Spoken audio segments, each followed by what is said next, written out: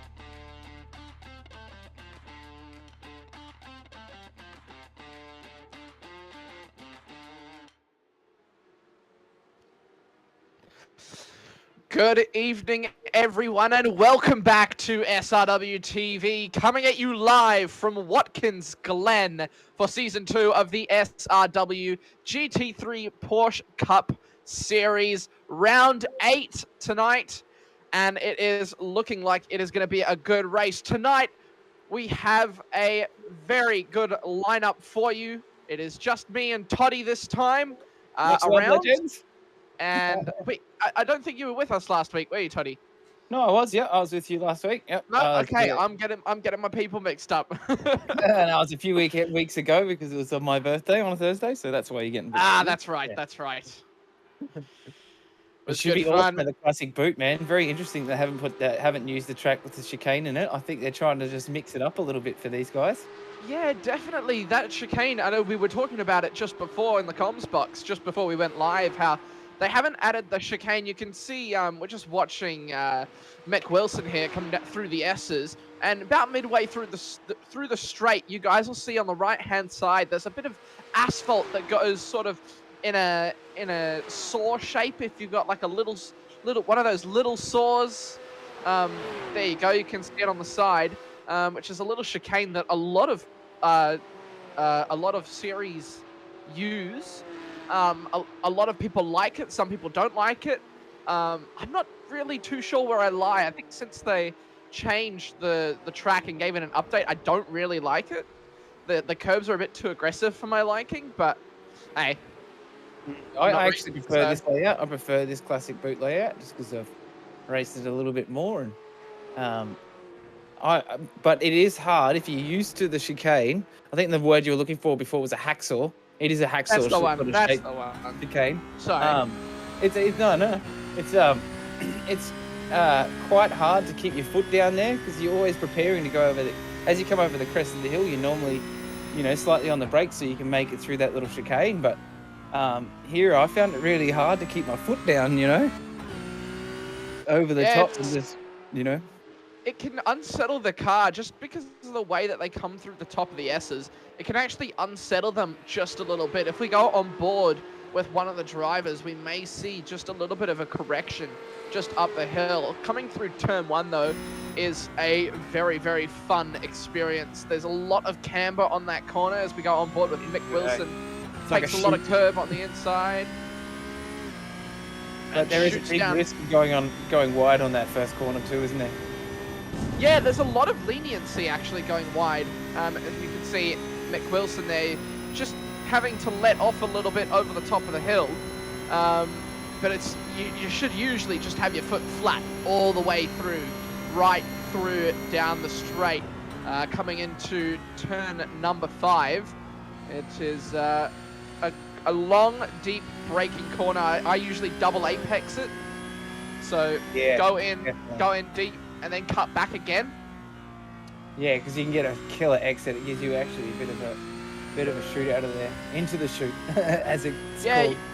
You can also just take it as sort of like a triangle. I suppose that is sort of double apexing it, but you can also go deep at the start and then come back, which I think a lot of drivers sort of favor over the double apex because you can carry just that little bit more speed through the corner.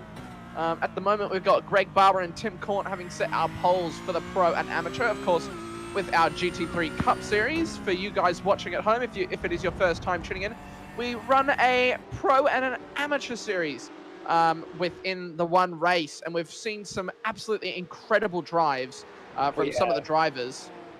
Absolutely. Tim Corn and Ben Siren having battles in that AM series right at the top of the front of the AM series. Absolute massive battles, and those guys will be interesting to see. I know Benjamin Siren's got a bit of a lead, but Tim Corn had a good week last week, so it'll be interesting at the pointy end of this season after people have had their drop rounds, etc., and see how it all washes out.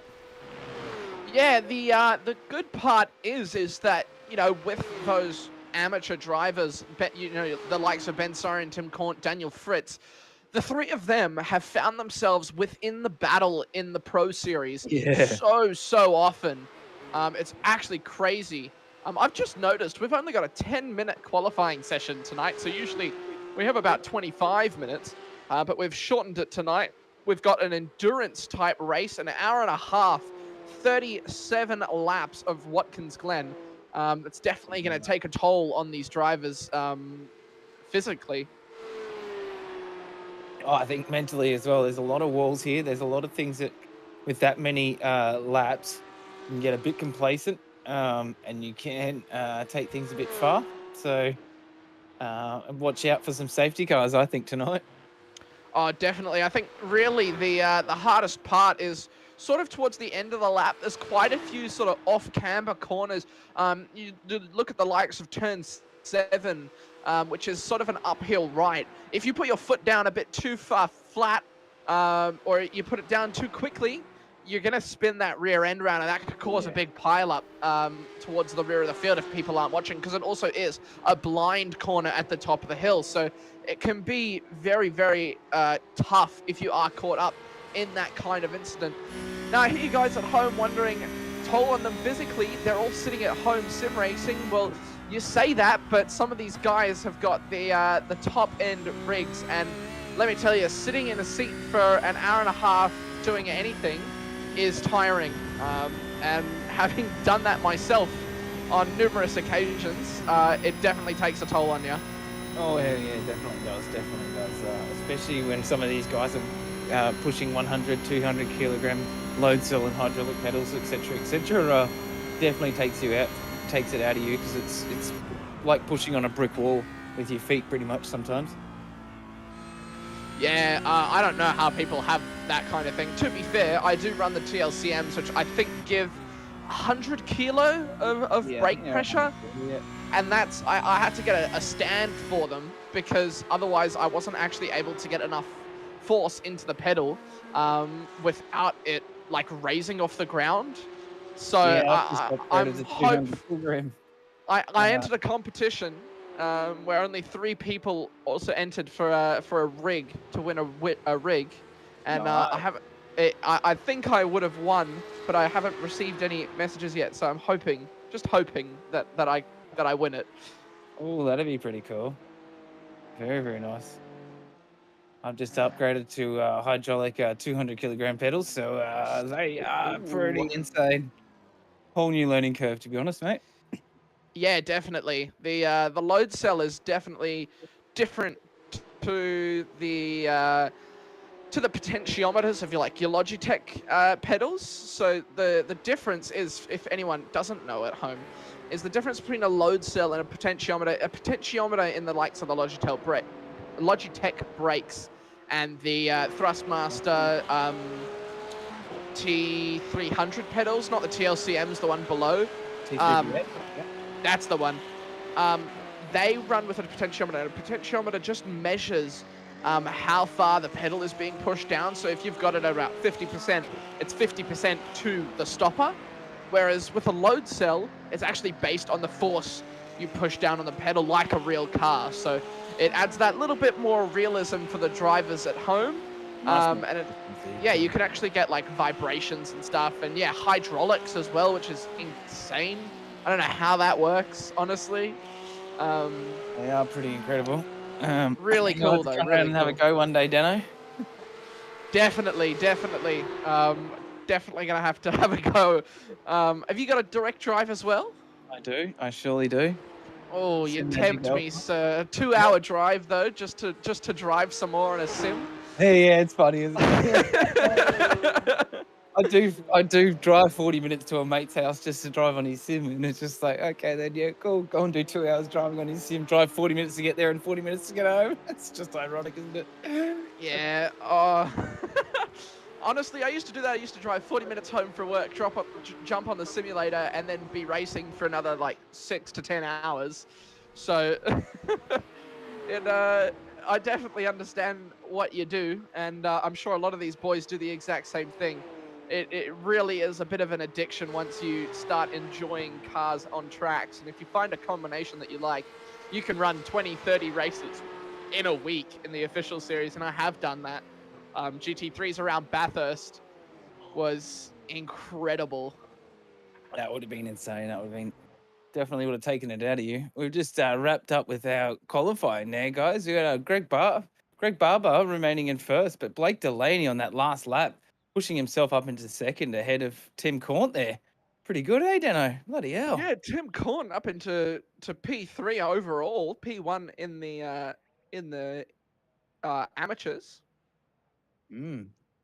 And we had Benjamin Siren down in 6th. So Kyle Zink and Michael Whiting in 4th, Kyle Zink in 5th, Benjamin Siren in 6th, Harry Dodds in 7th, Daniel Fritz in 8th, Nathan Gore in 9th, with David Leslie in 10th, Troy Dooley in 11th, Dean Sinkovich in 12th, Mick Wilson in 13th, Greg Leake in 14th, Callan Hodgkinson in 15th. We have Stephen Sinkovich in 16th, along with George Minus wrapping out our grid in 17th. We have Peter Baxter, and we have Ryan Barber in race control and in our safety car tonight. So thank you very much. Big shout out to Promo Department. I'll hand back to you, Dano, for the start.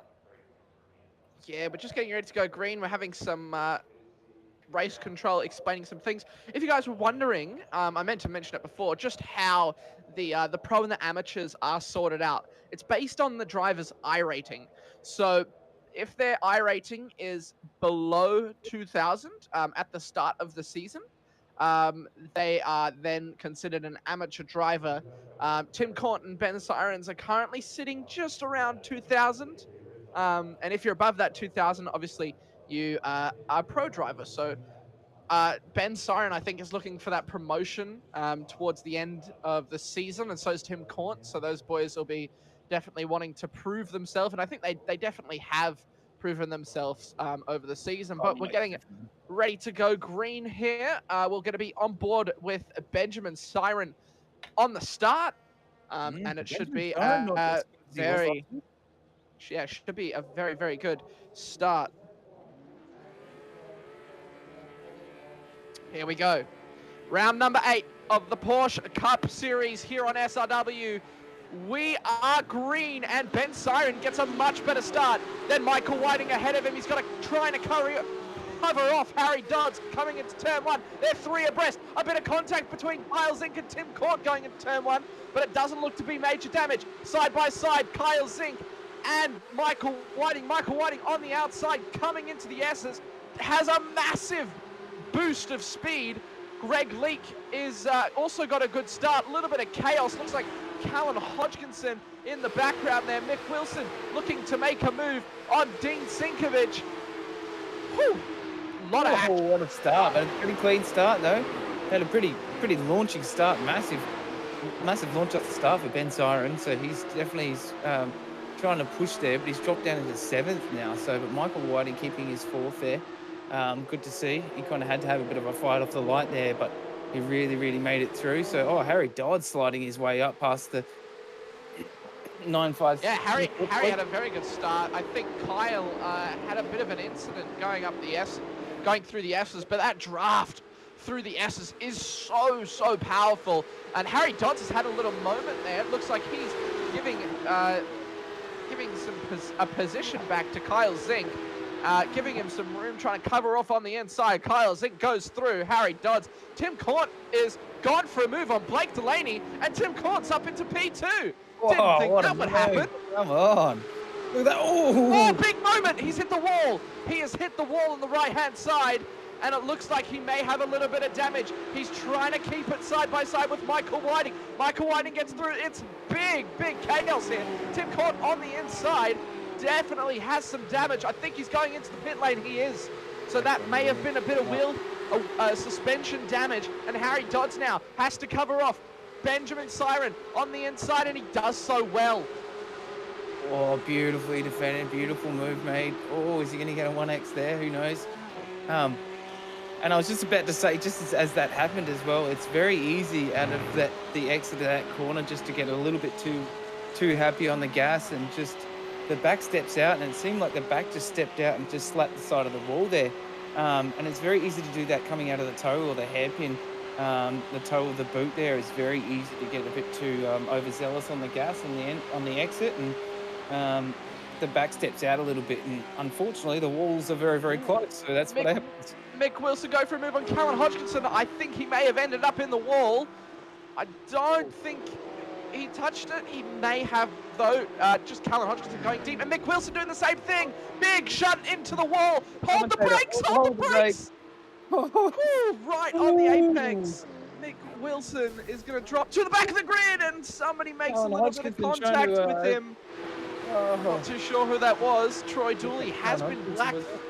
Troy Dooley's been black flagged. There was an incident on lap 1 involving him. I'm not too sure what happened there.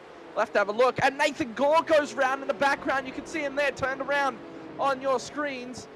There is so much going on in this race. I can't actually keep up. Wow, me too.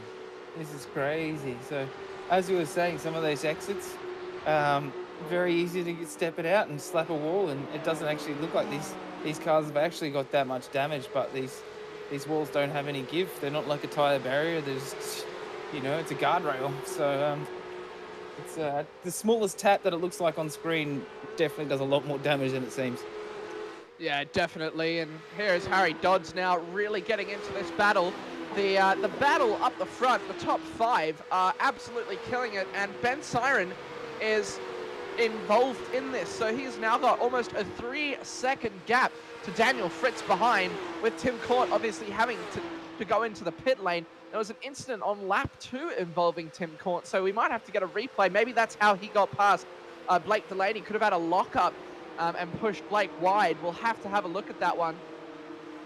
I think he might have got caught up in the Mick Wilson up there.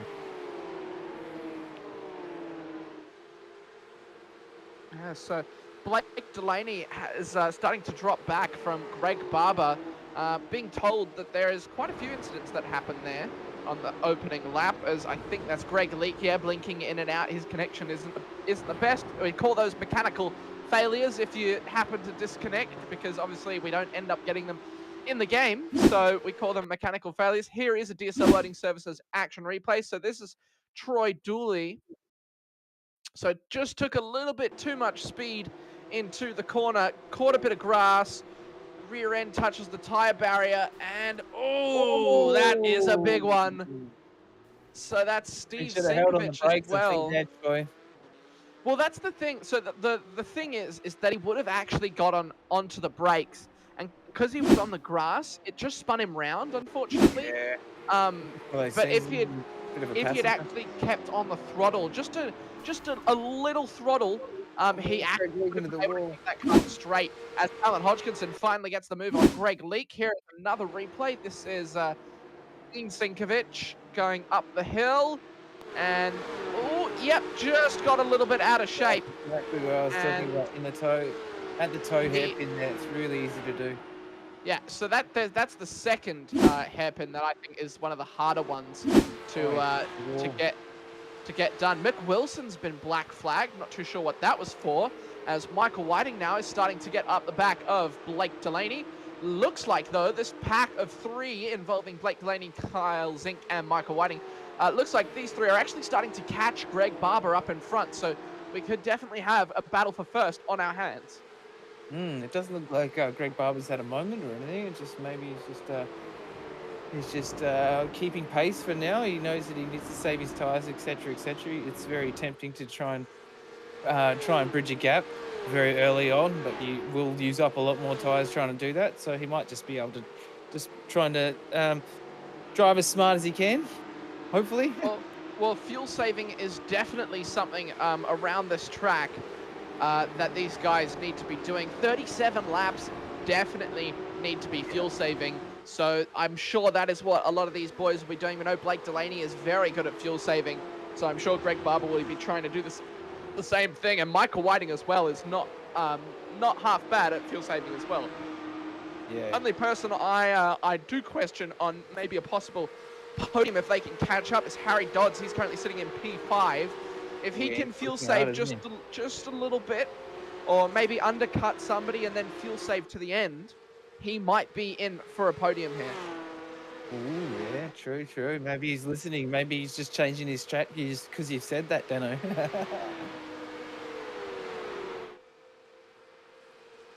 Mick Wilson, with that early incident, we're just trying to work out which is the black flag, so we'll just see if we can cut to a replay there. But it might have been that incident we saw earlier that he's spun it and then not held his brakes. So who knows? David Leslie, absolute beautiful move down here. Is he going to be able to make it stick on the inside? Oh, yes. And the inside of Daniel Fritz there. Beautiful move. Absolutely beautiful exit as well there from David Leslie after Duck Sim Racing. Looking great in that new livery. Very, very shiny. And then we got, as we come down to the toe of the boot here, guys, great little corner. Very, very tempting to get too overzealous on the gas here. Right at this point. There's a point there that you come over the hill and your rear end just loses a little bit of a grip. I'm not sure if it sort of feels like a little bit of a dip as you come in the exit there. And as you come out of it, it's really, if you get a bit too much gas there, the back will just completely step out. And as you've seen with a few of these guys already, that guardrail's very, very close and it's very, very hard. It's easy very much to clip the back rear end of the car. So we've seen quite a few guys do that already and then jump into the pits, but we haven't seen a safety car yet, guys. We've seen a black flag there for... oh, yeah, we got down there back. Here we go. I can see Tim Corn actually has disconnected, so he's actually left the race. I'm not too sure why that's happened. But I was going to say that the guardrail is actually quite deceptive because they've painted it blue, just like the tyre barrier, so you can sort of think that both are. And then there's also a little bit of concrete as well around, so it's all quite deceptive here. I was just looking it up, so they've got 71.5 litres of fuel on board is the maximum amount of fuel that these guys can take for this race. I'm not too sure what the burn is per lap. I'm going to try and get that information from my sources, and then I will come back to you. It could really only be a one-stop, but I think a lot of these guys, maybe tyres isn't a one-stop, but maybe fuel is. So it's a lot of fuel. Yeah, not too sure. Well, that's about two and a bit litres a lap then. If they're that many, so as long as they're kind of thinking about that. As you can see, the windscreen wiper actually just going. I've actually heard a lot of reports I've seen of the windscreen wipers on a bunch of different cars just randomly going ahead. Early incident, guys. Thank you very much to DSL Welding Services for the action replay. Yeah, this is why Mick was black flagged, just not holding the brakes, and putting another driver off. And 3, 2, 1, and it was Troy Dooley who unfortunately got involved in that. He did hold the brakes, he just didn't get out of the way quick enough. So I think he was that's unfortunate. trying to stay out of the way. Not too sure what happened. Back live with Ben Siren. He's right on the back of Harry Dodds, really looking to get that move done. And it looks like he might be able to get it done now. They're going to come through the S's, and Ben Siren is going to have a massive slingshot over the crest and down the straight. You can see that. Look how powerful it is down the straight. He's going to pull to the inside. Harry Dodds is going to cover him off. That's exactly where Harry Dodds wants to be as well. You want to be on the inside, coming through this sweeping right-hander coming up down through to the chute here. Definitely covers off very, very nicely.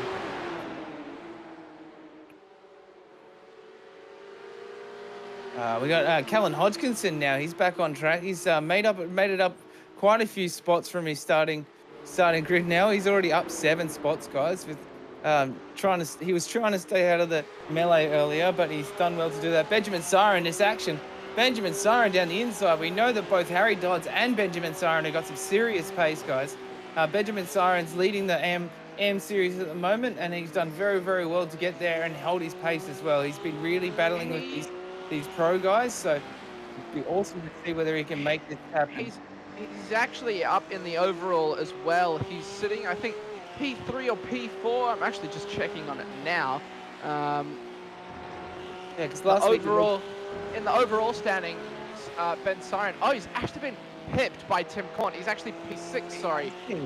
Had a bit of didn't have the best week last week, but it's actually like 9 points between him and Tim Corn. That's the battle for overall P5, and Harry Dodds and Ben Siren are looking like they are going to have a great race together.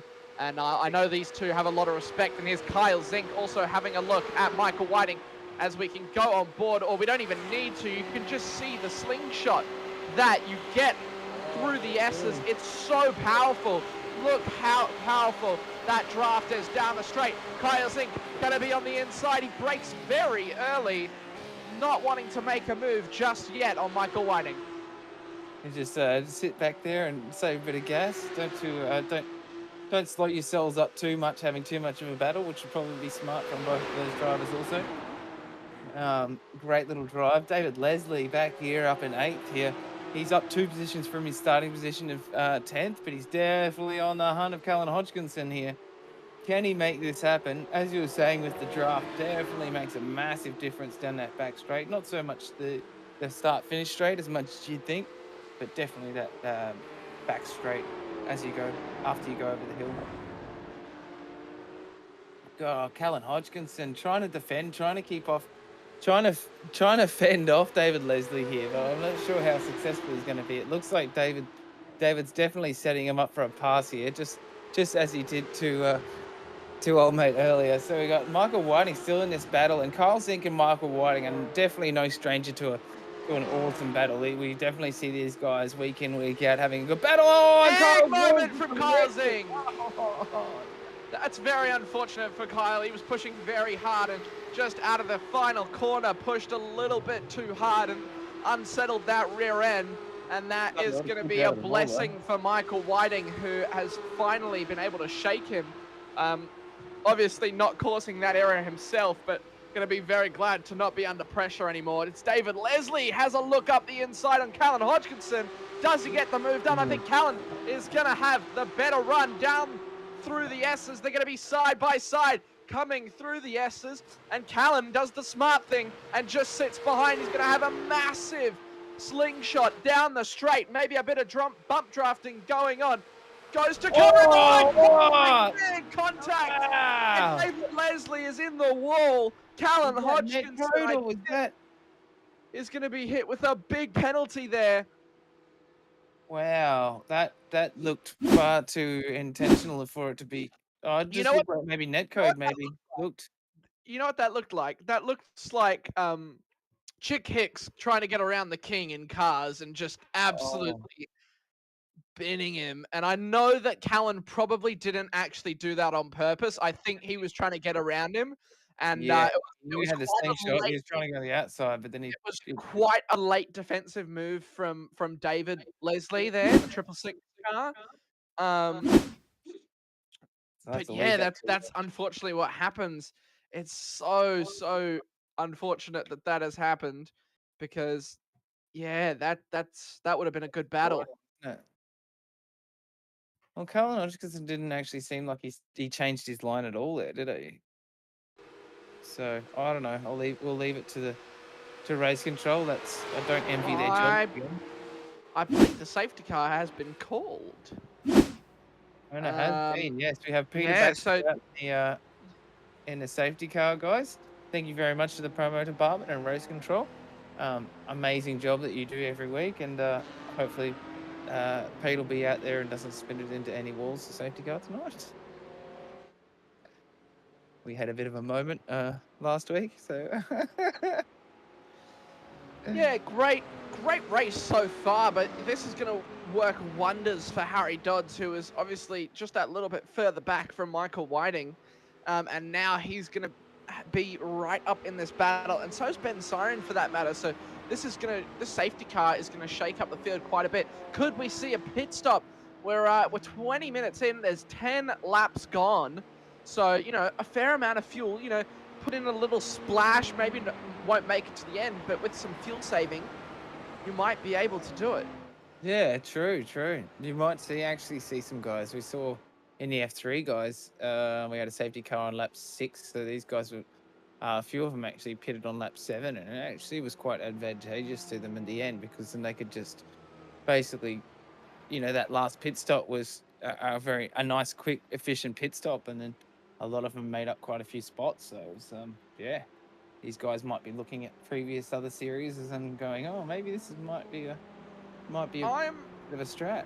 I'm going to see if we can actually get a Mr. Harry Dodds and Cowie in.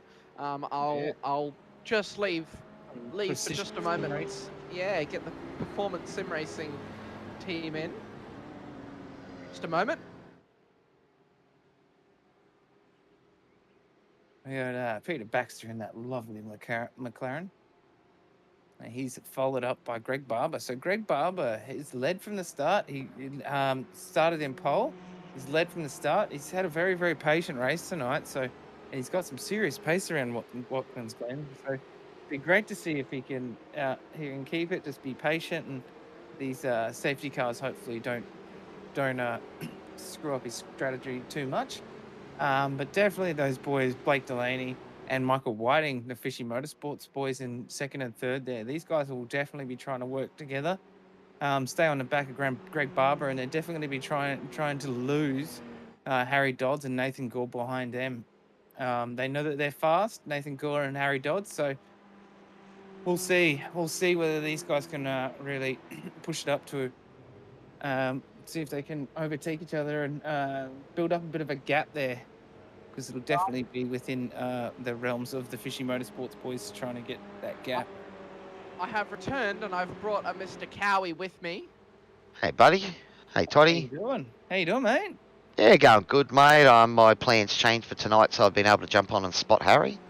Oh, nice, So- nice. How's he find it? He's having a beautiful job out there tonight, mate. He's stayed out of the trouble, etc., and up 3 Yeah, so spots far already, so mate. good. Yeah. Yeah, so far so good, looking good. Ben was pushing there a little bit. I think Harry's just got him under brakes at the moment, so that's been working good for him. Oh, nice. Yeah, able to break a little bit later, you reckon? I think just that's what I saw. It looked like Harry's just breaking a little bit deeper than Benjamin, though Ben could have been just maybe hanging on and looking after things, waiting for a mistake, because it is still fairly early in the race. So Yeah. Oh, nice. So, Any fuel spots he's strategy. finding? sorry. Say again. Like Dano was going to ask me about fuel strategies. Yeah, go. Fuel strategy. So I just done the quick calculation. One stop strategy this evening, and we were talking about just before we dropped back in, how it was a bit too early to jump into the pit lane. That's why nobody popped in. Yeah, when I was sort of working it out there, I think a tank will get you about 24 laps. Yeah, it's So about that mean- 23.8 according to my calculation. Yeah, so you need to put about 13, laps worth of fuel in it. A fuel burn about 3. So the guys will be putting something between 35 and 40 litres in, and we were only 9 laps down there, so you could only taken like 26 or 27 out of the car. So I'm there. Looks like maybe Kyle took a gamble, but you'd have to save a fair bit, I think. So looking at it, it looked like you had to save like try and find 3 laps worth of fuel, and that was going to be a bit too much. Yeah, definitely. I suppose here it's a bit hard to save the fuel because you really want to be sort of maximizing all that you can for Yeah. around the track. Well, they're an interesting car because you effectively brake late and then shift. So, I mean, it's possible you could do it a bit. I'm sure guys out there are, some of the guys near the front had practiced it before. But yeah, look, I think you saw none of the front runners go in, so they all thought they were a bit short of the time, or the fuel required. I'm sure if it had been a lap or 2 later, we might have seen a bit of gambling. But yeah.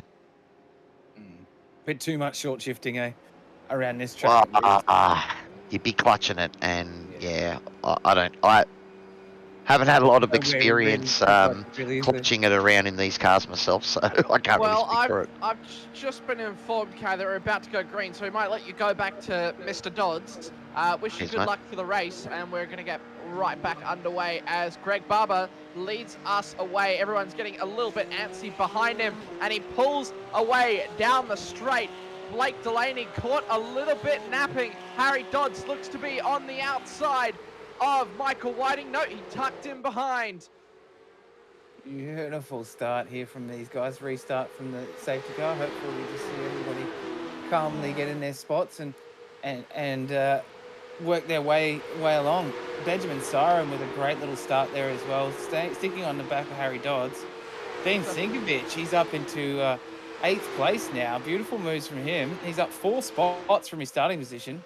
It was Oh, a big and he- single file down down through the S's, and that's exactly what you want to do. And oh, is that a bit of Whoa. contact between Dean and Kyle Zink? It is, and Oh, a what was big Kyle doing crash. through the middle there? A Wow. big crash going into turn 5. Dean Sinkovic was, Kyle Zink was trying to cover off Dean Sinkovic, and a safety car has been called directly after the safety car. Wait, way And too you can soon, didn't I, see the Dano? incident here, trying to weave in between the traffic. And it looks like it was a little bit of netcode He hit the originally. There is He a hit a little bit bump. of a bump going into the corner, but Oh. that is a big, big accident. 'Cause Wow. Kyle hit that bump as while he was under brakes. He just initially started braking there, and he's hit that bump, and Unsettled the rear, and it sort of took Dean by surprise, and unfortunately he was sort of caught in the middle. You can just see on board, you'll see the car just jolt. As soon as you see it's right there. yeah, There you boom. go. Oh, See and it. just as we started braking. Yeah. Wow. And it unsettled him, and Dean really just couldn't do anything about it, and unfortunately has gone straight on and was in reverse before he'd even come to a stop. trying to avoid it. Trying to get out of it, yeah. Oh, that's Kyle's serious. thinking, Oh, and they've come oh, together again because oh. Kyle just put it out. Kyle is just trying to get that car back to the pit lane, and Dean is not going to be happy about that one. Looks like it might be a black flag there for Kyle's thing. There was definitely a bit of commentator's curse there. He was saying how well Dean was doing, and you can see, wow, that's a lot of suspension damage for Kyle Zink. Struggling to actually get that car turned. The suspension damage is so major. Look at that, almost at a 90-degree angle, having to hold the wheel to keep the car straight. Wow, wait. It's about a 45-degree angle. Oh yeah, look at that. There's craziness on the wheel. That is insane. There's definitely a lot broken in that car. Yeah, hopefully he has his fast repair. Looks like Dean has taken his. I think it is still a little bit early to think about pit stops. Definitely could see a couple of guys come in though and take a little bit of a gamble. Again, it is a one-stop. So I did the calculations. Yeah, so it is about 24 laps of fuel, what they will get. So, you know, they'll put in 24 and then they will chuck in about 13 or 14 laps. Just maybe going instead of fuel saving. I don't know. Yeah, true. You probably got there's probably chances there's going to be another safety car as well, right? So these guys might be just thinking, well, if another one comes out, I might be in a good stead. So who knows? Yeah, it should be very interesting to see if there's another safety car, you know, after that pit lane, the pit window, I suppose.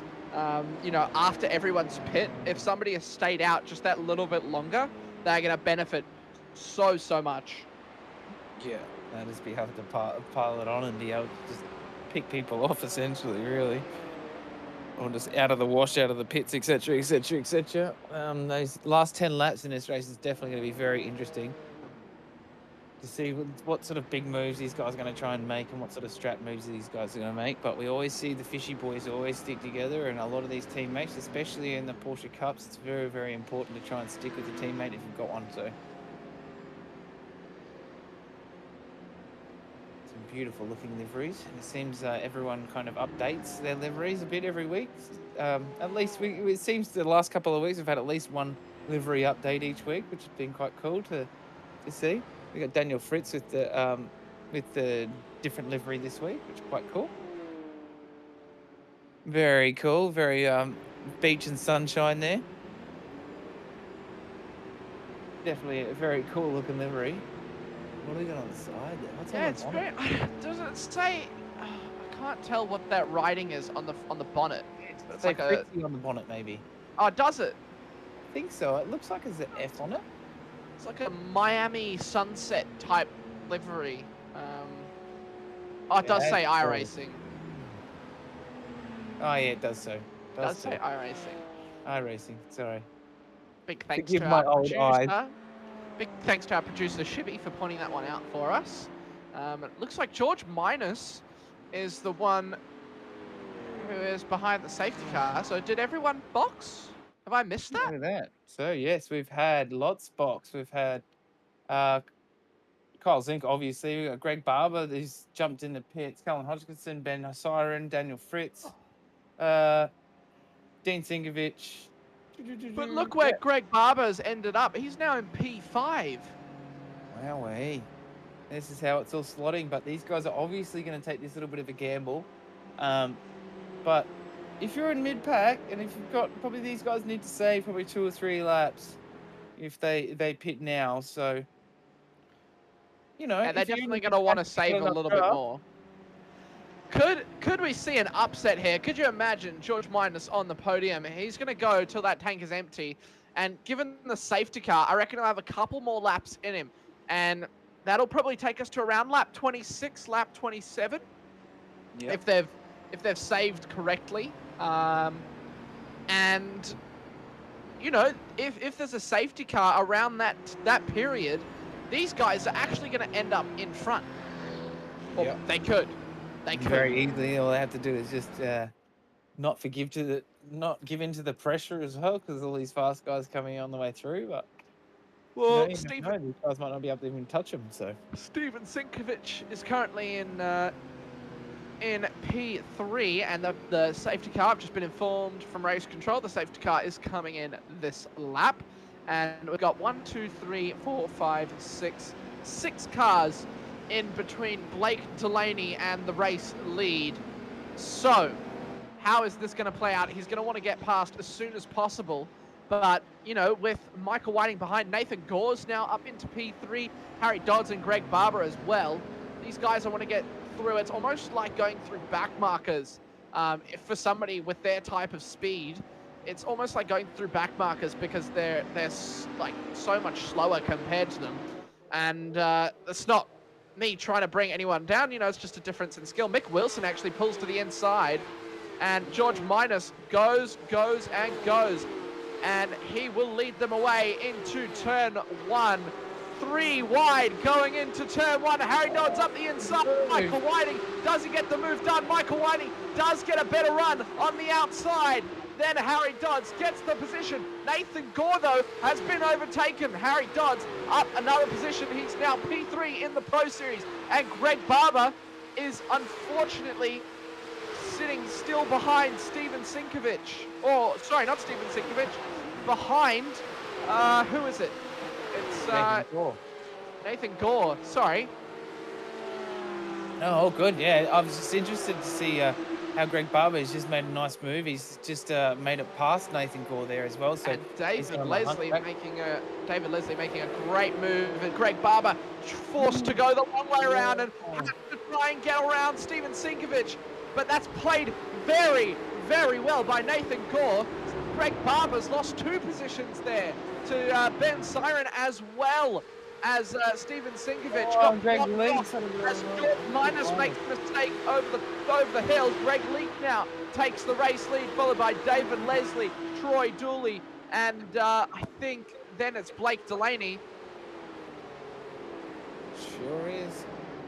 Oh, beautiful move. So close up the hill.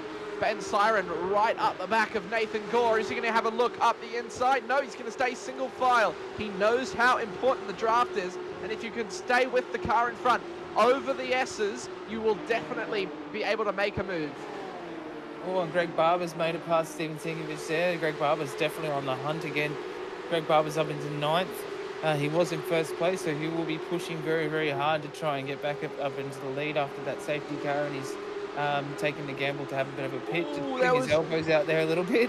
There was a little bit of contact there. I could hear from Callum Hodgkinson and Steven Sinkovich. And now Troy Dooley has been overtaken by Michael Whiting and Harry Dodds and Nathan Gore and Ben Siren up the inside after the S's. But here goes Ben Siren. He pulls to the inside on Nathan Gore. Has he got enough draft? He is going to have that move done well before turn 5. Quite an exit and a slingshot out of that corner from Benjamin Siren. Absolutely just annihilating it. Greg Leak being overtaken there by David Leslie. Oh, right up the back, was that a little bit of contact? And Blake Delaney having a lock-up, going almost into the barrier. He's now going to be overtaken by Michael Whiting. Harry Dodds is now on the outside. They're going to be side by side going into turn number 6.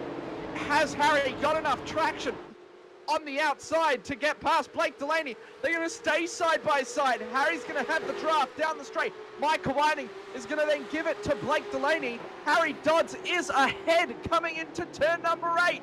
And it looks like he almost got the move done on Michael Whiting. Just had to brake mid-corner though, trying to get the car to roll through that corner and get the extra speed. Wasn't able to get it done, but he gets the move done on Blake Delaney. That's a great move to get up into what could be the second position on the podium. And he's in the middle of a fishy sandwich at the moment, Harry Dodds. It's not a nice position to be in, but wants to get out of that sandwich. And he gets ahead of he wants to get past that next Fishing Motorsport car. A bit of a moment there for Kyle Zink, and everyone's had Kyle Zink and Steven Sinkovich there, so everyone's just had to do a bit of evasive action. And Blake Delaney now. Oh, Harry Dodds has dropped well back. And Blake Delaney and Ben Siren now battling. Nathan Gore getting involved as well. There could be a little bit of contact here. They're right up the back of each other. Nathan Gore right on the back of Benjamin Siren. Could we see a bit of contact? Looks like he dropped off just a little bit.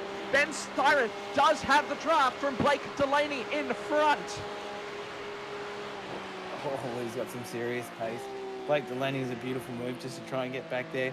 He did have to take some evasive action earlier, coming through the chute, just because what was happening in front of him with Greg Barber, etc. So great to see that beautiful driving back to get onto Blake Delaney, but he's separated from his teammate at the moment by Greg Leake.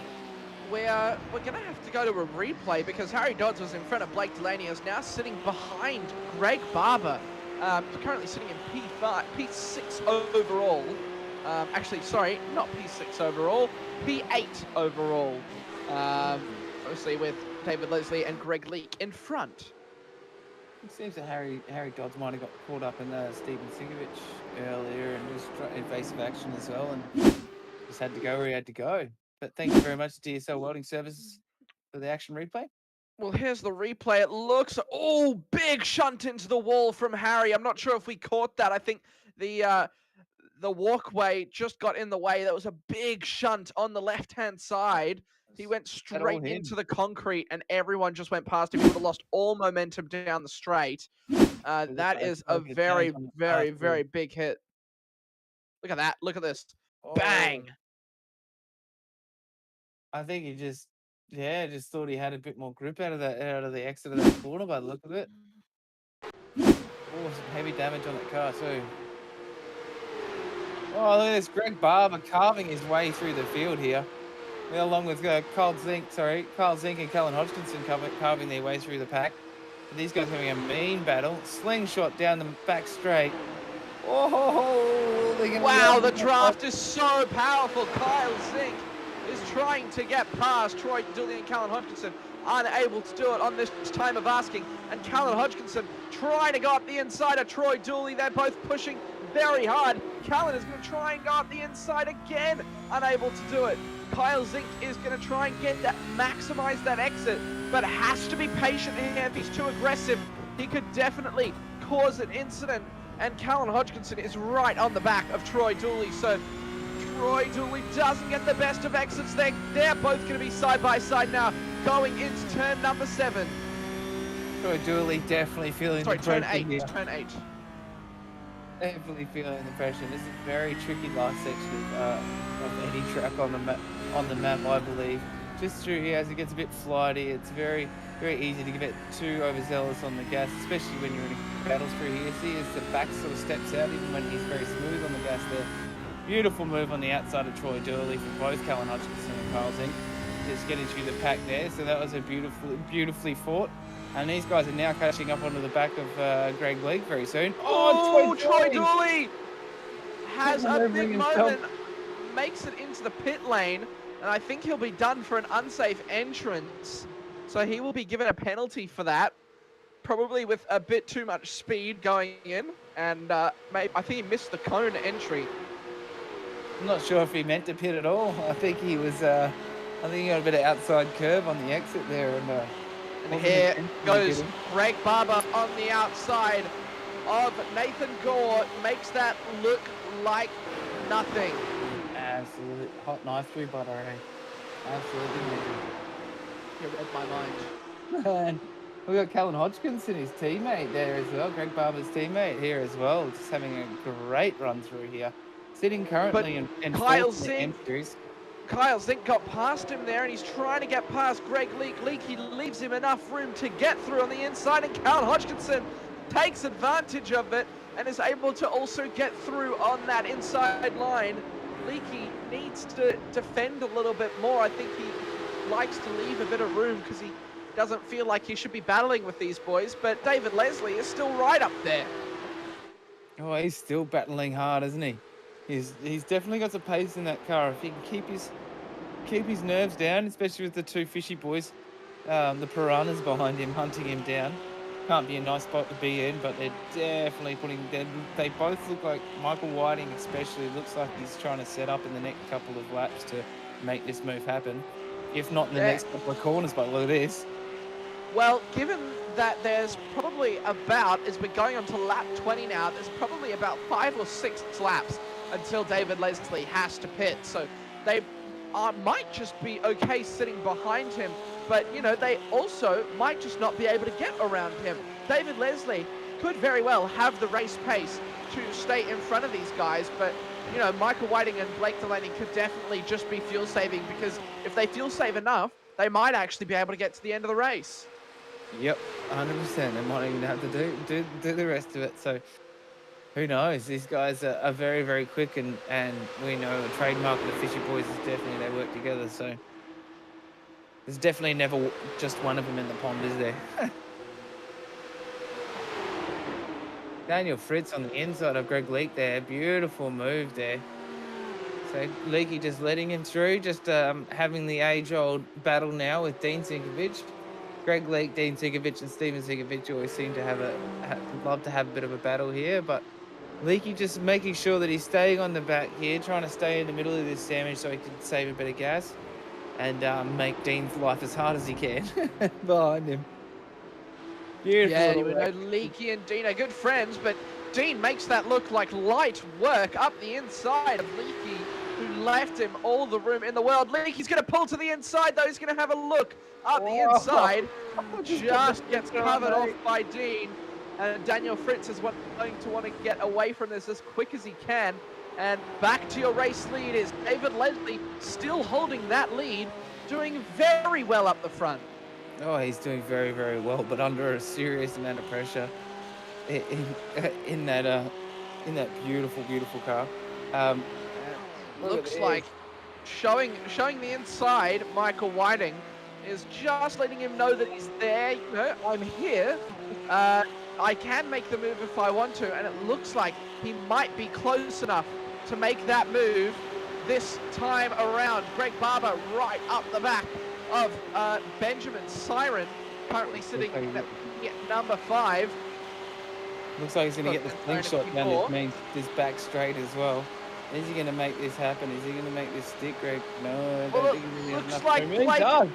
Blake Delaney and Michael Whiting get the move done, and Ben Siren trying to sneak through on the inside as well on David Leslie. And that is a great triple pass on David Leslie. And Greg Barber has a nice lunge up the inside. So does Nathan Gore. Wow. Has David Leslie clipped the wall something there? Or is he just... Wowee. I think he's just let them go. What happened there? And Harry Dodds has dropped all the way back. I think that damage has really hurt him. Yeah, he definitely has. He had to pit there as well, so... Ooh. Wow, interesting. I wonder what happened to David Leslie there. He's just dropped down a serious pace. He had some really amazing laps there that he was really holding him off. As he just clipped the wall there. It doesn't look like he's had any issues there from SDK looking from that side, but yeah, be interesting to see what's happened there, because David Leslie had some serious pace, and all of a sudden he was keeping this train, and he was keeping a nice gap on that train, and now the Fishy Motorsports boys and and 4 others through as well. 3 others on top of the Fishing Motorsports as well, boys as well. So Yeah, that was incredible. And then now Greg Barber's going to have a look at Ben Siren through the S's. You can see he'll get right up the back, foot placed right to the floor, and that draft is already starting. He's right up the back, getting alongside Ben Siren. Going to want to make a late move, I think. Is he going to just hold his line? He is. Has to hold the inside now. And Greg Barber goes very, very deep into the corner. Is he going to get that slingshot effect off the exit? No, not this time. And Ben Siren holds P3. And definitely from Greg Barber, just a bit of a show of confidence there, I think, for Benjamin Siren, just showing him in the front of the car, coming up to his side window and just going, hey, buddy, I'm here. I've got this pace, just so you know. So he's definitely going to try and lay it on thick and make his way back up to his podium that he started with. So it'll be interesting to see what he does in the next couple of laps leading up to this next pit stop. Well, Greg Barber as well was in the race lead when they came into the pit lane. So we obviously didn't see what happened to these guys. He came under the safety car. He went into the pit. Yeah, so they came in under the safety car, and we didn't actually see what happened to drop Greg Barber down so far. So we'll have to see what happened after the race, I think. Let me just check the pit lane time and see what happened in the pit lane.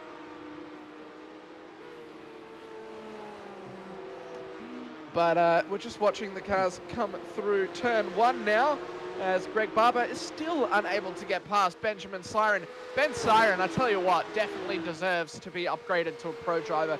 He has put in some extremely consistent drives and is doing incredibly well. Awesome improvement as well from last season as well. We saw that start of improvement at the end of last season as well, towards the end of last season. And it's just awesome to see these guys each season, you know, it's their second season now, and just the improvements from these guys from the first season to the second season is just amazing, and how much closer these guys are racing together, and how much, you know, there was always respectful racing, but I think everyone's really learning the groove of how to drive together, because they've driven together and against each other for quite a bit. Yeah, they're learning everyone's different driving techniques, so they know who's going to make the lunge up the inside, they know who defends hards. It was sort of like what we had last season with Alex Court and Adam Hughes, who I don't know where Adam is this evening. He's certainly not on track, unfortunately. But yeah, we saw that battle between those two, and them battling so hard up the front. You know, Alex was really good at defending, so you know, Blake Delaney and Adam Hughes both knew that if they were going to get past Alex, it was going to be with some really, really, really aggressive driving. So it definitely is something that they, you know, learn over a course of the season. They learn how to overtake each driver, who is predictable, who's unpredictable. And yeah, it creates great racing in the end. And I think it's really good that, especially with this American invasion who've gone east to west and then west to east with different cars essentially, and vice versa. People have really started to see with these different cars that these different draft points and stuff like that, they might be in different cars, but a lot of these draft points, etc., and slingshot points, etc., are becoming very much the same. So, oh, look at this move! We've got David Leslie and Kyle Zink on the outside there. 3 wide, all 4 wide for a brief moment there as George Minus got out of the way. David Leslie relinquishes the position, and Kyle Zink is right back up the front. He's gotten past Nathan Gore and is now P4 in the Pro Series. And George Minus almost got caught up there in it. He was just trying to stay out of the way, but these guys going 3 wide. He didn't have much space to get out of the way, did he? No, he really didn't, and luckily those 3 were able to get it nice and closed off. Beautiful battle from these guys, and we're seeing some mid-pack battles, and we're seeing start of the head of the pack battles as well, and it's awesome to see. And I hate to say that it's great to see some safety cars, but it does make some really exciting close racing the whole way through. So we'll see how these pit stops now will bunch up the pack once again, and then they'll thin out a little bit, and then we'll go into our last sort of 9-10 laps, and it'll be all action on them again. Yeah, it'll be very, very close racing right to the end, I think, because given what has happened this race, we have had some kind of non-stop action going on, with Greg Barber still sitting behind Ben Siren, just not able to get past him. Ben Siren doing a very good job to put his elbows out against, especially the pressure of Greg Barber, knowing how fast Greg Barber is, that he led the race very early before that second safety car and his pit stop, and knowing that Greg Barber's got all that pace, well, he's just Benjamin Siren's trying to stay out of the back of Michael Whiting there, but then still trying to cover off Greg Barber there. Some great skill there. You see, he's definitely going to be a pro driver next season. Yeah, definitely. He's really holding his own up the front with these boys, and he has proven himself time and time again this season that he can stick with the big boys up the front. And I think that the admins are definitely going to take notice of that, and he will be definitely in the Pro Series next season, and we hope to see him putting in a very similar performance next season as well. Yeah, and as we know, these fishy boys, Blake Delaney and Michael Whiting, are definitely very hard to get past. One of them's hard enough to get past, but when they're both right there and they're covering off first and second, this track's only so wide, so these guys are covering off both racing lines as they're going through by the look of it, from this nose cam. Thank you very much, Shibby, for the great camera work tonight, mate.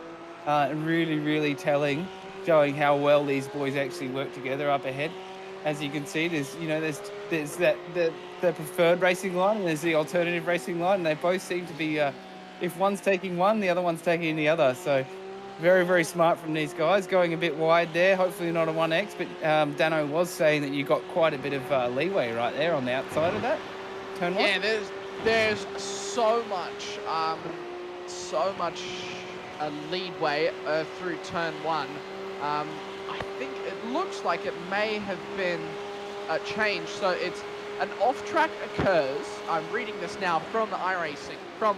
Off-tracks occur with four wheels off the edge of the following described boundaries. Rejoin the track before the end of the curbing. Oh, sorry. Rejoin the track before the end of the curbing in these areas. So on corner exit the edge of the red and yellow curbing. Okay, so you can take quite a bit of liberty as long as you get back on before the end of that curbing. Yeah, I believe so. Okay, cool. I might find a little bit more time around tracks now. It's only on a certain couple of tracks, so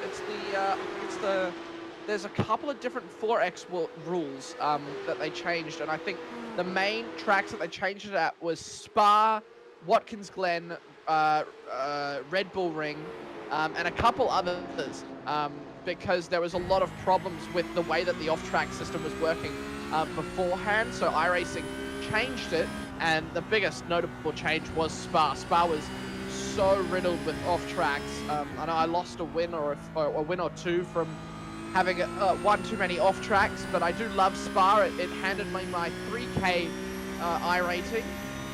Wow, mate. I'm sitting at 1700 at the moment, mate. I'm pushing I'm almost there. Everyone tells me you're not a real iRacer until you get to 2000, so I'm pushing. You'll get there. Consistency is key. It's one of the easiest things. It's a lot harder than it sounds, though. So it's not so much the consistency of your own driving. It's about trying to stay out of the. Well, that's the consistency that they talk of, is finding that racecraft knowledge and that race knowledge of knowing when to back out of an incident. And Greg Barber doing the complete opposite and going right on the inside of Ben Siren. He is tired of waiting for him to make a mistake. Ben Siren holding it on the inside. These two are neck and neck, and Ben Siren does an incredible job of defending from Greg Barber. That is some incredible work, as Michael Whiting making his intentions clear there. Yeah, Michael Whiting was trying to make a move on Blake Delaney as well. This is an incredible four-way battle for the lead. And yeah, as I was saying, Greg Barber was doing the complete opposite. Is you've got to just sort of know when to back out of battles, and a lot of the time, preempt. You almost need to preempt people's yeah, moves. a lot of the time, how I gained most of my iRating was preempting people's mistakes. And usually you get to a point where you race the same time, and you race the same people, so you'll know what mistakes they tend to make, and then you end up knowing where to get the iRating from, and then you race new people, and the cycle continues. That's what I love about iRacing, is you can always race the same people. Like, I used to do probably 3 or 4 races. He never down turn 1, come on! Yeah, he's made it happen on Benjamin Siren down on the inside there. Sorry to cut you off there, Dano. Wow, that was a beautiful move. He was so late under brakes there, Greg Barber. Woo! We'll get an action. Go on the exit. Oh, come on! We'll get an action replay now. This is that move up the inside. Ben Siren didn't really see it coming.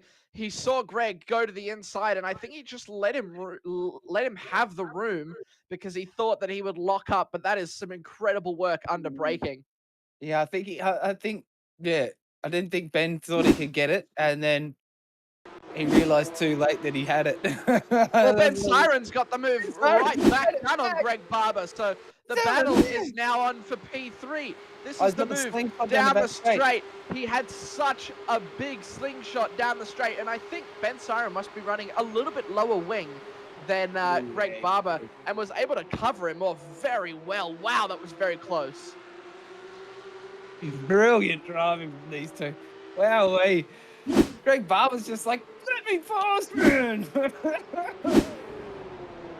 Brilliant moves from Benjamin Siren there. Nathan Gore with a bit of a moment. Oh, you've seen that time and time again through the chute. It's so hard. It is a hard braking point as you're coming downhill.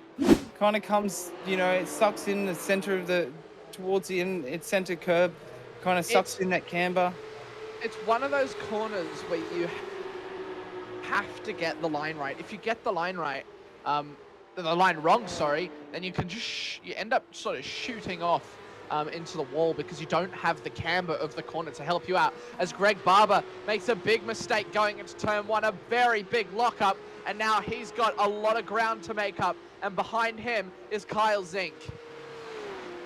Oh, it's Callan Hodgkinson. Oh, with a move there, but wowee. Yeah, Kyle Zink is absolutely hounding him now. So now Benjamin Siren's just run away with it. With the podium he's going to start to run away with that podium, but there is still a little bit left in this race. We've got 7 laps to go after this one, and will these guys have to make another pit stop? You have to ask the question, do they need to pit again? I think they're going to have to. Hey, I don't think anybody's been able to save that much gas. These guys have been pushing hard. So who knows? Do you think Greg Barber's gotten a bit of damage in that little bit of a moment there, or is he just knocked it out of alignment a bit? And he seems to be a lot down on pace than what he was after that. Who's that? Sorry, Greg Barber. After that little bit of a moment, he's really lost a lot of pace. Probably just a little bit of rhythm, and also that draft is so important. But it was a big lockup into turn 1, wasn't it? Yeah. So I don't think that would have done too much damage. Coming out of the toe here. He's just... Oh, Nathan. Wow, great save, That's incredible. That's a great save compared to what he did on lap 1. Wow, that was brilliant. And Nathan Gore, wow, that's some super reflexes there, mate. Wow. So that's what I'm talking about, Toddy, is you got to be aware of things like that. If you see somebody do that, you slam right on the brakes and save yourself. And what you need to learn is a 1X is 1,000 times better than a 4X. If you see something going on in front of you, you go straight to the grass. It is your friend. You sacrifice the 1X over a 4X. And these guys are now 3 wide. Wow, he's making the move. outside of Michael Whiting, trying to make a move through turn 6 into the laces, and he's not able to do it. Benjamin Siren has got this car dialed in tonight. He's definitely in the groove with this car, and he's putting on some serious pressure on Michael Whiting. Even though these two fishy boys are actually working together really, really well, and they're covering it all off, Benjamin Siren is not letting these boys go. And he wants to make a move. And you can see he wants to make a move. He's trying to thread it into the middle of that sandwich there. And if he can, then if he can break that sandwich up, if he can jump in the middle of those two, he can definitely hunt whoever's in the front. Looks like Blake Delaney, and he'll probably keep that. He'll definitely be able to make that hunt of Blake Delaney. Imagine Benjamin Siren getting a win. Wow, hey, we've seen him on the podium before from the M Series, but imagine an M driver getting a win. That would be a massive, massive upset for those two fishy boys, and I'm sure Ben Siren might actually be able to do it. With that draft, if he can get a perfect turn 1, he will have enough speed through the corner, and it looks like he's almost nailed it that time. He's going to be right up the back of Michael Whiting. The only problem is Michael Whiting is definitely going to have Blake's help in front to use that draft to keep him in front. Yeah, and these guys are both covering off both racing lines here. See, one on the outside, one on the inside. This is a beautiful shot from Shibby. Thank you very much, sir. But see, they're going alternate racing lines, so he's got nowhere to essentially go. But the whole time, he's in a double train, you know, like, he's got 2 cars in front of him. He's saving so much gas right now. It's gonna be good. 6 laps to go, bro. Yeah. Sorry, apologies.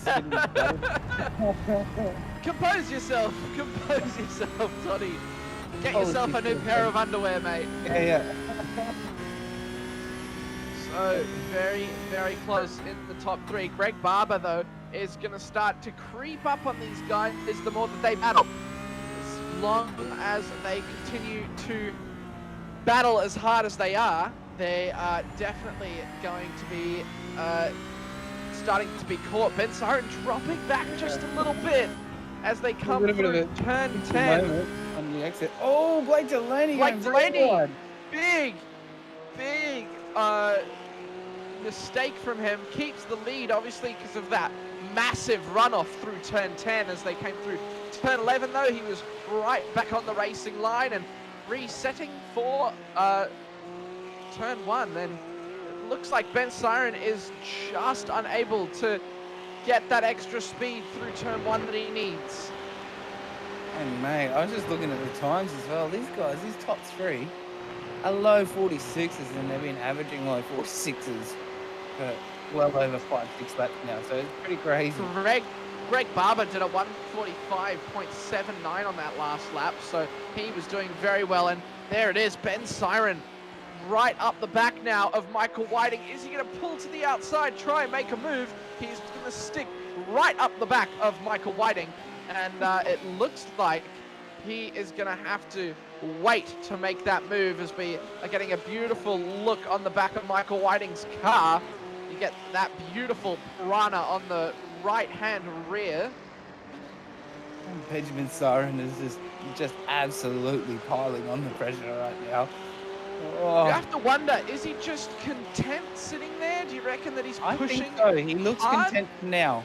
I think he looks for content for now. I reckon about lap 34, he's gonna just absolutely try to push everything from there. But I think he'll start pushing from this last, this lap he'll start pushing a bit harder. But I think he'll leave it to the last 3 laps to try and make his big moves. Yeah, definitely gonna have to leave it to the end because of that. The draft is so crucial. So if he can get the draft, maybe took a little bit too much speed into that corner. Is that going to make a difference? We get a great view of Bunny the Flagman there. I don't know if that was on the stream as well. But it certainly was on my screen. If any of you didn't know, the flag waver that you see in iRacing, his name is Barney, and that was given to him by the community, and iRacing have officially said that his name is Barney. Oh, really? So I wonder who So, started that. This is yeah, just a really big his, song started his, calling him Barney. yeah, his name is officially Barney the Flagman. Oh, look at this. Come That's on, really Benjamin Siren cool. making the Ben move on Siren Blake going Delaney for here. it. Blake Delaney has been Oh, so overtaken Blake by Delaney, Michael he's had a Whiting. bit of a moment there. They're side by side now. Ben Siren still not able to get around these fishy boys. Wow, they're both blocking both racing lines here, but I'm not sure. Blake Delaney might have just filed to the back here, let Michael Whiting go. Might be team orders here. Blake Delaney might be a bit better at getting his elbows out, and Michael Whiting might feel like he's got a bit more tyres and a bit more fuel there. So, I think, actually, that Michael may have just been feeling a little bit too much pressure from Ben Siren. I think he may have just been wanting to get away because, you feel a little bit more comfortable with your teammate behind you rather than an opposition driver. So the more that these two are battling, they're coming up to some of the burden for a little bit, They're coming up to some back markers as well, so there could be a definite mix-up. I don't know what the word I just said before was, but a definite mix-up if there is some incidents going through. Ben Siren still right on the back of these three, and Troy Dooley now is in front. Blake Delaney and Michael Whiting are going to have the draft from him. Is this going to benefit Ben Siren, though? I think it will.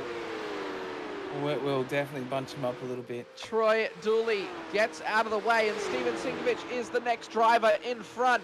Unfortunately for Ben Siren, though, it looks like he's starting to drop back. Benjamin going to go just on the outside. Oh, look at that. That's bunched him up nicely, though. Steven Sinkovic just trying to stay out of the way from these top three, but these guys are racing so hard. Benjamin Siren is absolutely in the groove, trying to be the shark in the pond right now, isn't he? Yeah, he's trying to take the skin off the piranhas, even though it is sort of a bony piranha. He's trying to, I don't know what I'm trying to say. It was trying to be a fish metaphor, and it didn't really work. He's trying to have a meal, not a snack, eating whole two fish at a time. He is definitely almost going to make that move. There is 3 laps to go. Blake Delaney does go wide going into turn number 8. And going through turn 9 now, Ben Siren doing very, very well. He's drove such a consistent race. And he is continuing to put in the hard work. They're going to come across the line. There's going to be 3 laps to go. And he is going to have the draft down the straight. He's going to be careful going through turn number 11 that he doesn't hit that wall on the outside, because we saw what happened to Harry Dodds. He dropped down right to the back of the grid. Oh, that's disappointing for him after that bit of a damage, etc. So we're just hearing the world record for in-race world record. Sorry, what was that again? Sorry, Shibi? So 143.7 is the world record for in-race. That is insane. That's crazy. What did you say? 137? 143.7. That's 2 seconds quicker than these guys, but I suppose the track temperature probably would have been a little bit cooler. I know usually we run about 33 degrees here on SRW, and they've switched back again, the fishy boys. So now Ben Siren, if he can get past Michael Whiting, I think he might be able to attack Blake Delaney, but Michael Whiting is doing an incredible job of holding him back, and he's been doing it all race. Is Ben Siren finally going to make the move? He looks up the inside at turn 8. Does he go for it? No, he thinks better of it. There is 6 laps to go. Sorry, 28-degree track temp, so that's a bit less than what we usually have. I reckon that fastest lap was probably done at about 5 or 6 degrees less than what it is now, and that does make a 2-second difference, and it is a lot of track time when you have a high temperature track, and of course it will affect the tires as well. And Greg Barber is really under attack from Kyle Zink behind as well. Wow, Greg Barber with that early pit stop gamble, I think, on that second safety car. looking back at the pit times, his pit time on average, pit lane time was actually about 4.5 seconds longer than everyone else's, most everybody else's pit lane time. So he might have had a little bit of, might have clipped the wall along there and, out in front earlier on, and might have got a little bit of damage that he might have had a bit of extra for, but maybe he put a bit more gas in, who knows? On that last lap, Kyle Zink did a 1:45.72. He actually holds the fastest lap in the race. He did a 1:45.22. And on that last lap as well, Ben Siren did a 1:46.02. Oh no, sorry, a 1:45.9. No, sorry, 1:46.0 to Michael Whiting's 1:46.4. Sorry, was misreading my timings. And we've got a very, very close battle on our hands for that lead. Oh yeah, definitely. It's gonna be.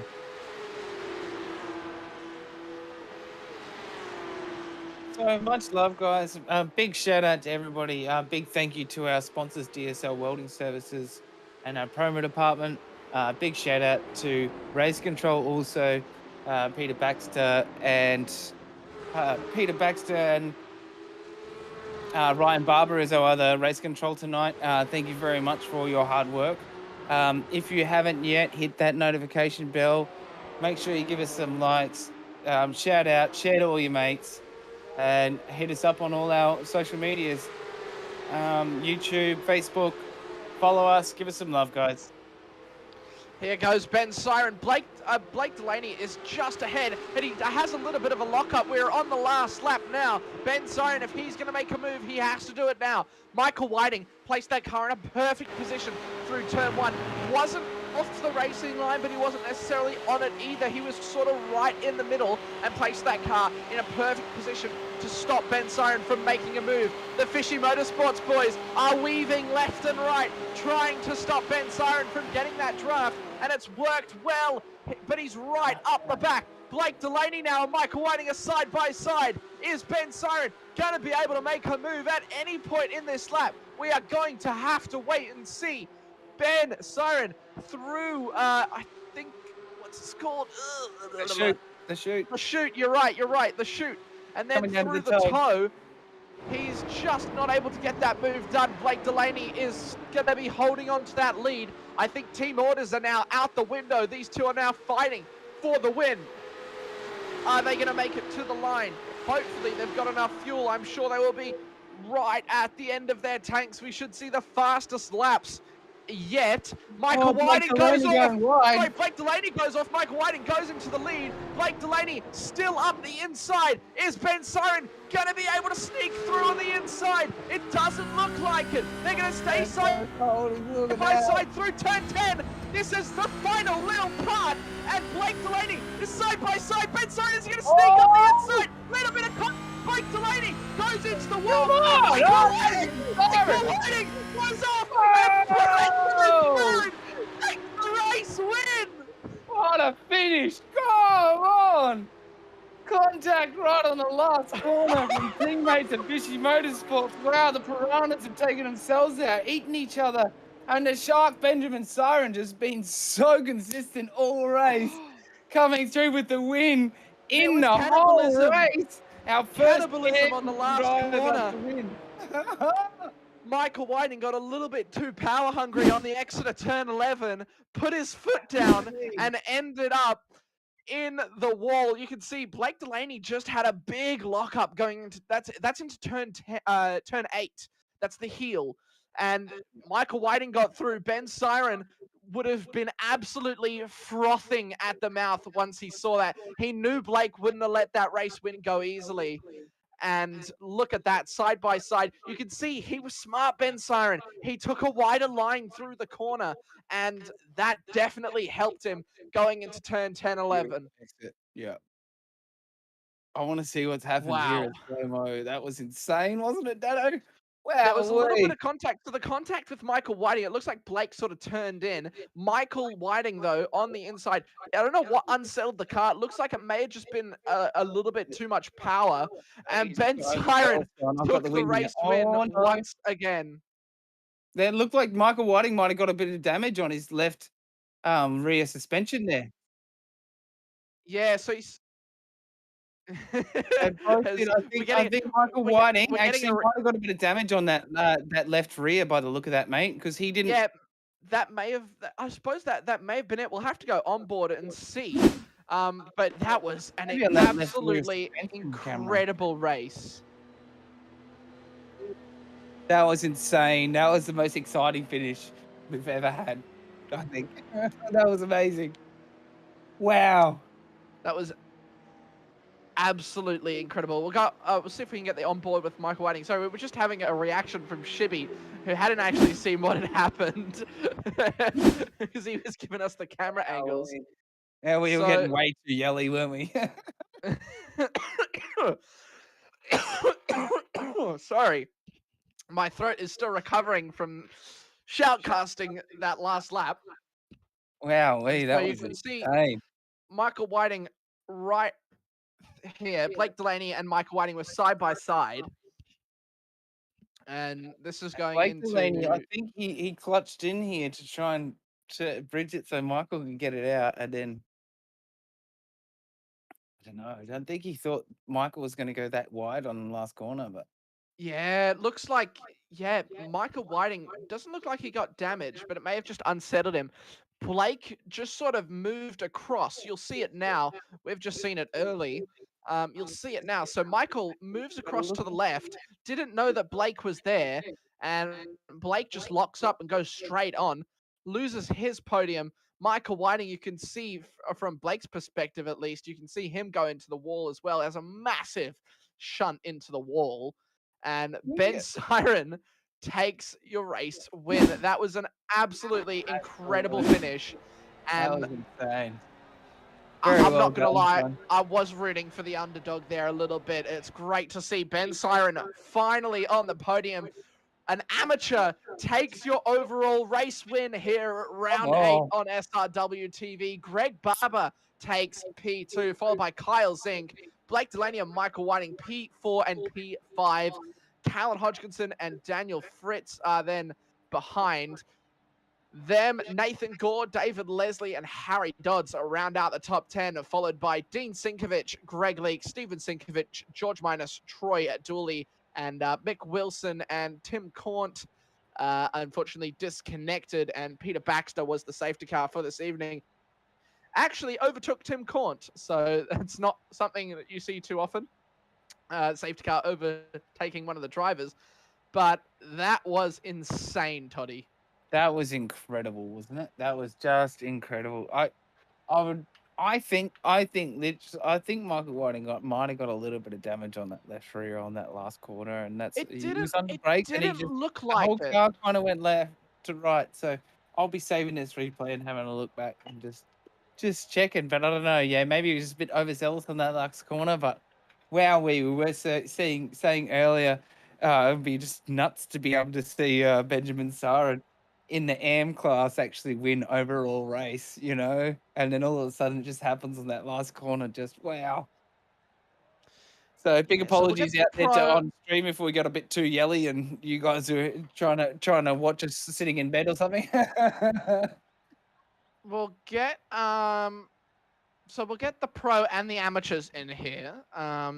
So we'll get Ben Siren, Greg Barber, Kyle, Callan That left Hodgkinson, rear and suspension Daniel you were talking about? Fritz.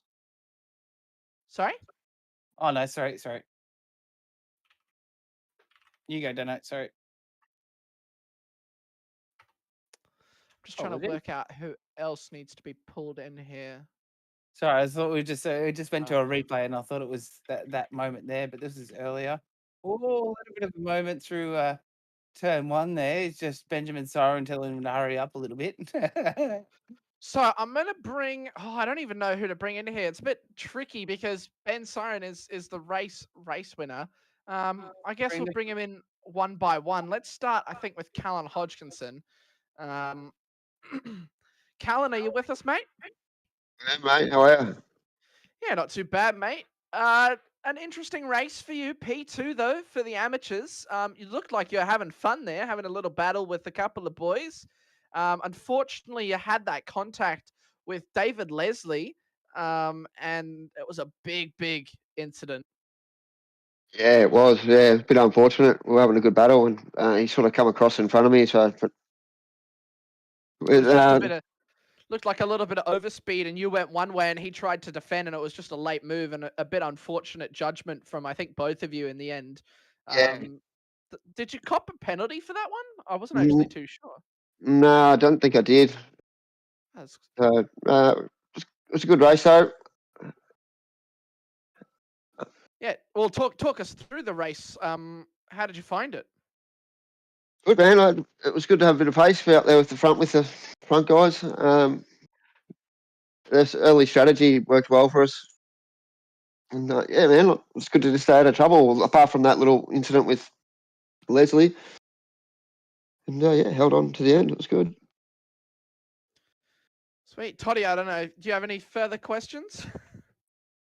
No, not for now, mate. No. Oh, good. Well, Callan, we'll give you an opportunity to thank your sponsors. We'll start getting through some of these boys. I know I suppose we're good now that we've actually finished the race because the iRacing maintenance is starting in not too long. So shout out your sponsors, mate. Smoke Studio, Full Masters, yeah, just crisscross racing and all the boys. Thanks to the guys that we race with and you guys for the broadcast and SRW for holding the race. Cheers. Thank you very much, Callan. We'll go to Kyle Zink, who has finished P2, P3 overall, Kyle, and P2 in the overall. P3 overall, P2 in the pros. How was your race tonight? I'm so sorry. All good, mate. All good. It started off well. I had good pace, and I was trying to apply pressure to Michael early on, and I ended up, I don't know, getting a bit too keen out of the last turn, and looped and had to do a 3-point turn, so I didn't go back across the racing line, and then there was a safety car just after, pitted, and then had an incident after the resumption of racing, and sadly got in contact with Dean, and the other guys had to pit again, and somehow managed to drive through and get back up here, and got to see the sea of fishies part for us to go through, basically. It definitely did look like the seas parting a bit sort of like Moses. I know that's a constant iRacing meme. I'm sure Ben was definitely screaming Moses as Blake and Michael had that contact at the end there. Yeah, you had that big incident where you had some really bad steering damage. You were holding it about a 45-degree angle trying to keep that car going, and I think you were very happy to hear that the safety car was called.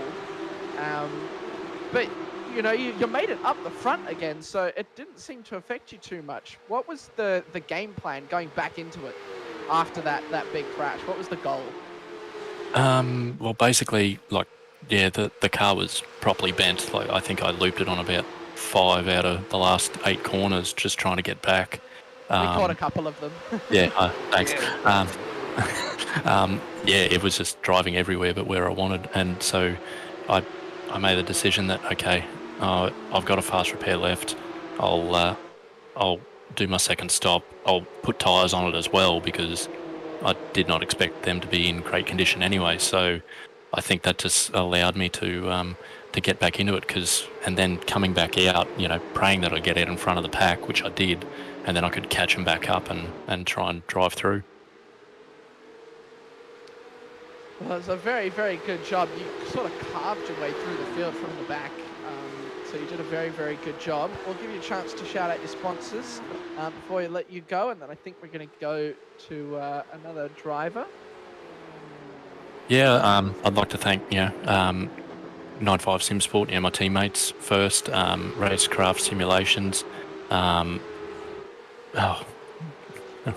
struggling here. Just all of our sponsors. It's just amazing.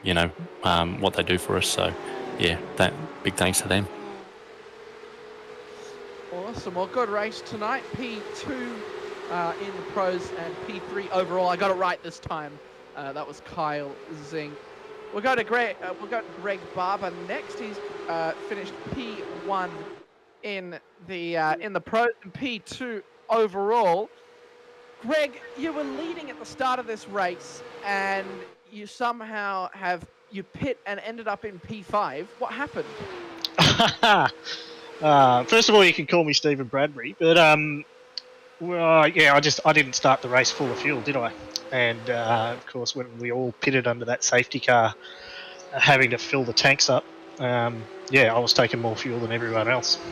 Yeah, you did sit in the pits first time. It was about 4.5 seconds longer than everybody. So yeah, I knew what had happened as soon as they started all leaving the pit. Oh no! But yeah, I felt like I had the pace to get back up with them and pass them, but yeah, just got held up a little bit behind a couple of guys early in that stint, and then yeah, with Ben in the tow of the two fishy boys in front, I just couldn't get past Ben at the end, and then made a little mistake, and that was the end of it. He honestly looked like he was in a zone of his own, and he just couldn't be stopped.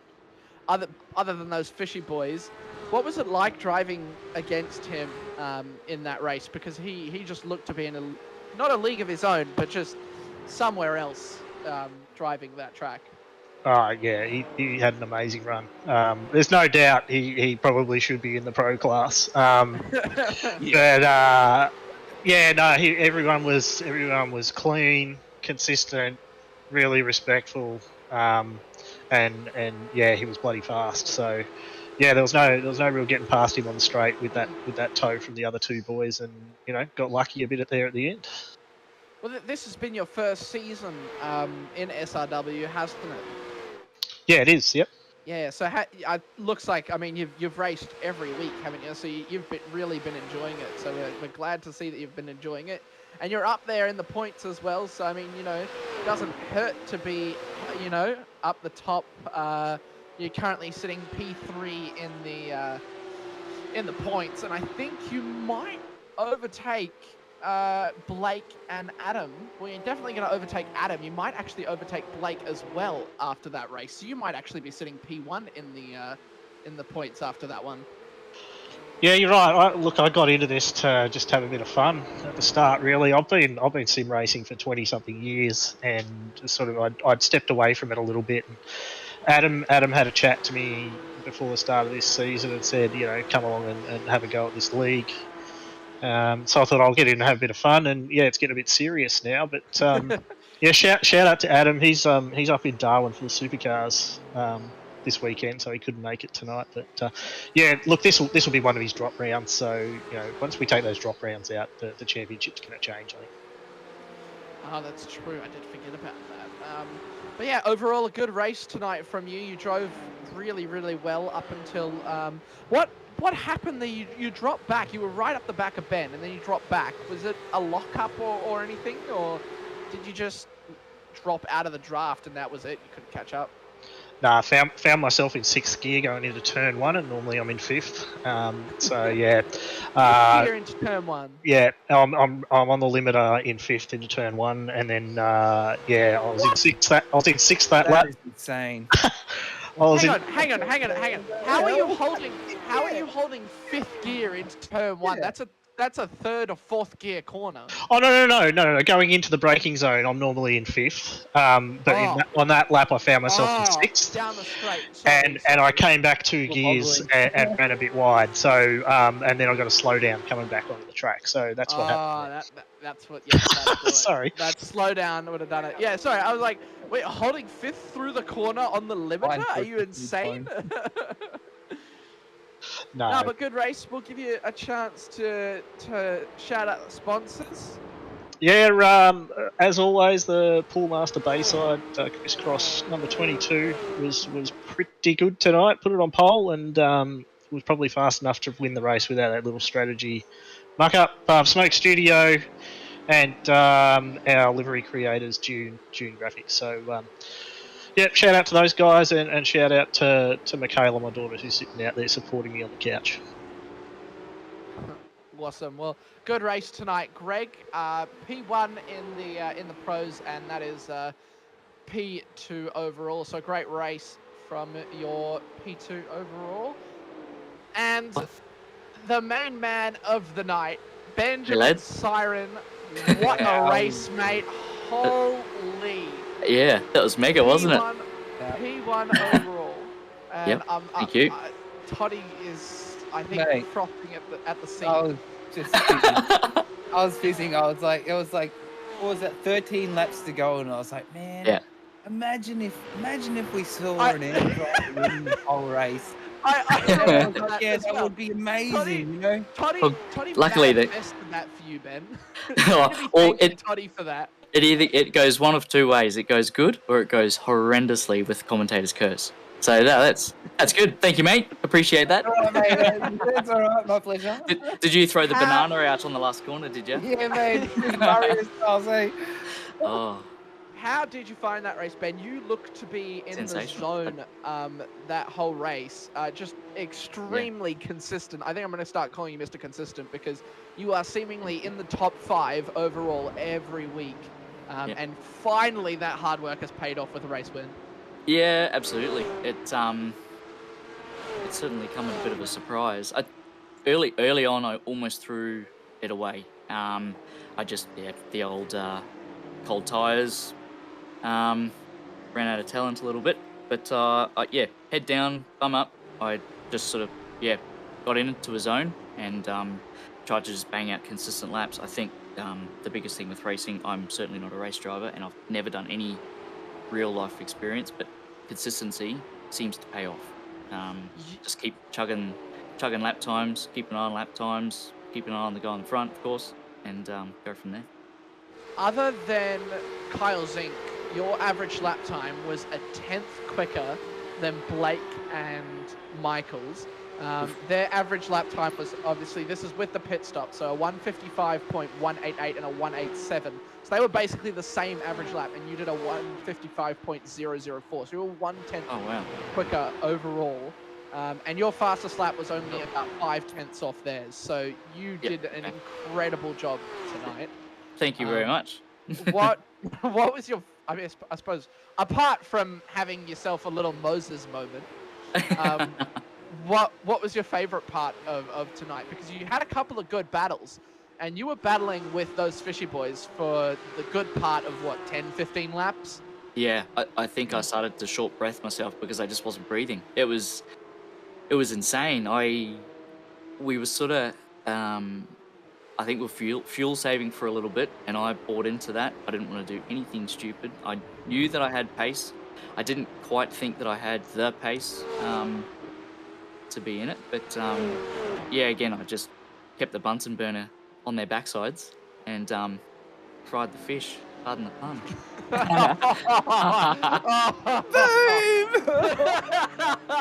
The shark's out in force. I think that might be you might need to be your new nickname, man. I'm sure they'd appreciate Fish it. fryer. A bit of tongue in cheek. It was a mega battle. Those guys drive absolutely amazingly week in, week out, and I strive to try and be as good as them. Always try and beat them, of course, but I got to keep things realistic. But I think it was mega.